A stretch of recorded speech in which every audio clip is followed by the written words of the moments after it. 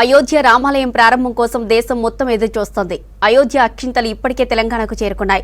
వాటిని త్వరలో భక్తులకు పంపిణీ చేస్తామని శ్రీరామ జన్మభూమి తీర్థ ట్రస్ట్ సెక్రటరీ ప్రకటించారు. జనవరి 22న ద్వాదశి రోజు మధ్యాహ్నం 12 గంటలకు రాముడి ఆలయం ప్రారంభమవుతుందన్న శ్రీరామ జన్మభూమి తీర్థ ట్రస్ట్ సెక్రటరీతో కావ్య ఫేస్ టు ఫేస్.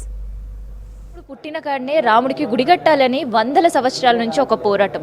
గుడి ఎప్పుడెప్పుడు అవుతుందా అని వందల కోట్ల మంది నిరీక్షణ. మొత్తానికి జనవరి 22న ఈ కార్యక్రమం జరగబోతుంది.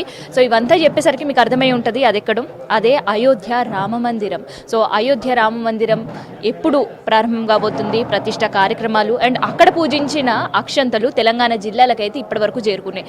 మరి అవి ఎప్పుడు పంపిణీ స్టార్ట్ చేస్తారు, అవి మన చేతికి చిక్కిన తర్వాత అవి ఎట్లా పూజ చేయాలి, 22 రోజు ఉండబోయే పండగ ఎట్లా జరగబోతుంది మన రాష్ట్రంలో కూడా, ఇట్లాంటి విషయాలన్నీ కూడా తెలుసుకుందాం. ఇక ప్రజెంట్ శ్రీరామ జన్మభూమి తీర్థ్ ట్రస్ట్ సెక్రటరీ మనతోటి ఉన్నారు. ఒక్కసారి మనం మాట్లాడదాం.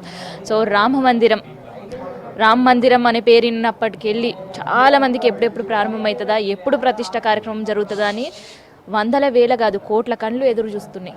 సో జనవరి 22న అక్కడ ఏమేమి కార్యక్రమాలు జరగబోతున్నాయి, ముహూర్తం ఏంది? ద్వాదశి రోజు పూజ్య సంత్ మార్గదర్శక మండలికి సంబంధించిన ధర్మాచార్యులు ఆ ముహూర్తాన్ని నిర్ణయించారు. ద్వాదశి రోజు మధ్యాహ్నం 12:36 ప్రతిష్టాపన జరిగే సమయం నిర్ణయించారు. ఆ నిర్ణయించిన ప్రకారమే ప్రతిష్టాపన యొక్క కార్యక్రమాలు జరుగుతాయి.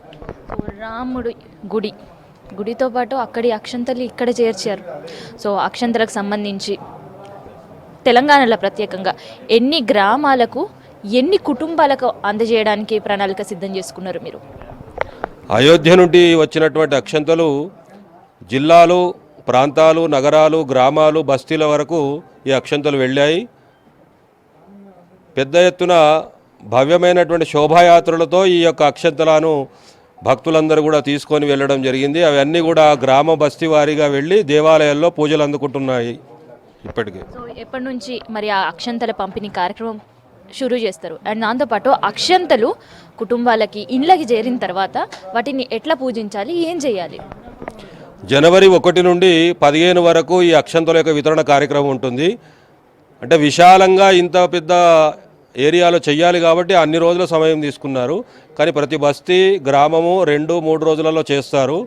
ఆ అక్షంతలు పంపించేటటువంటి క్రమంలో ఒక 5-6 జట్టుగా భక్తులు ఉంటారు.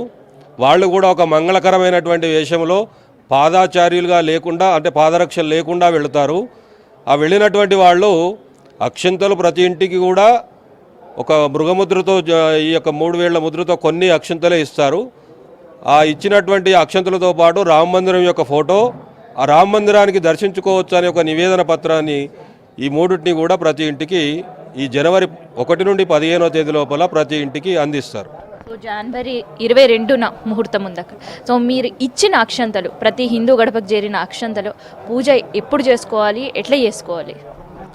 ఈ ఇచ్చినటువంటి అక్షంతలు వాళ్ళ దగ్గర అక్షంతలను కలుపుకొని అయోధ్య నుండి వచ్చినటువంటి అక్షంతలను అందులో కలుపుకోవాలి. అక్షంతలు అంటేనే తరిగిపోని అని భావము, అర్థం అది.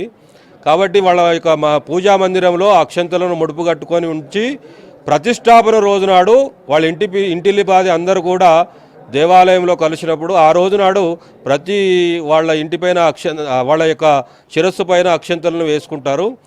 తర్వాత పూజా మందిరంలో అక్షంతలను ఉంచుకొని ఎప్పుడైనా ఉత్సవాలన్నింటిలో కూడా ఆ అక్షంతలను ఆశీర్వాదంగా మనం తీసుకోవచ్చు.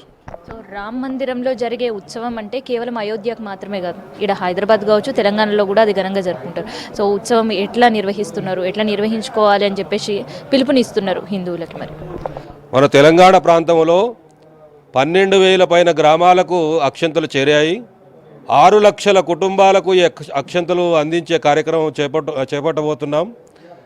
అట్లానే ఈ అక్షంతలకు సంబంధించినటువంటి ఎక్కడికైతే వెళుతున్నాయో ఆ ఇంట్లో అందరూ కూడా 2 రోజుల ముందే చాటింపు వేస్తారు. ఈ యొక్క అక్షంతలు మీ ఇంటికి అయోధ్య నుండి వచ్చిన అక్షంతలు వస్తున్నాయని.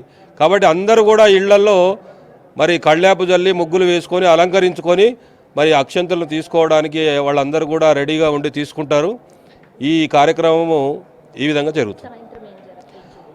22వ తేదీ నాడు అందరూ కూడా భక్తులందరూ దేవాలయాల్లో కలవాలి. 11 నుంచి 12:30 ముహూర్త సమయం వరకు నామ సంకీర్తన, హనుమాన్ చాలీసా, పారాయణము, సంకీర్తన చేస్తారు. ముహూర్త సమయానికి ఘంటానాదం, శంఖనాదం చేస్తారు. ఆ దేవాలయంలో హారతి ప్రసాదాలు తీసుకొని ఎల్ఈడి టీవీల ద్వారా ప్రత్యక్ష వీక్షణ యొక్క ప్రతిష్టాపన కార్యక్రమాన్ని తిలకించాలి. ఆ రోజు రాత్రికి అందరి ఇళ్లల్లో ఇంటి ముందు 5 దీపాలకు తగ్గకుండా దీపాలంకరణకు సంబంధించినటువంటి ఆ కార్యక్రమాన్ని అందరు ఇళ్లల్లో కూడా అందరు సనాతన ధర్మీయుడి ఇళ్ల ముందటంతా కూడా 5 దీపాలకు తగ్గించకుండా దీపాలంకరణ యొక్క కార్యక్రమాలు చేయబోతున్నారు. ఇట్లా సో రామ్ మందిర్ నిర్మాణానికి సంబంధించిన ఒక ఫోటో ఉండబోతుంది, దానిపైన శ్రీరాముడు కూడా ఉండబోతుంది. ఇట్లాంటి కరపత్రం కూడా ఇస్తున్నారు. అండ్ దాంతోపాటు పూజా విధానం కూడా ఇంట్లో ఉండబోతుంది. మొత్తానికి జనవరి 2 కేవలం అయోధ్యలో మాత్రమే ఇట్లాంటి ఉత్సవం కాదు, హైదరాబాద్, తెలంగాణలో కూడా ఘనంగా జరిపించడానికి ఇప్పటికే ఏర్పాట్లు కూడా ప్రారంభించింది తీర్థక్షేత్ర ట్రస్ట్. సో ఇది అక్షంతల మహోత్సవానికి సంబంధించి జనవరి 22న తెలంగాణ జరగబోయే ఉత్సవానికి సంబంధించిన ఇన్ఫర్మేషన్. కెమెరా పర్సన్ సీనుతో కావ్య, V6 న్యూస్, హైదరాబాద్.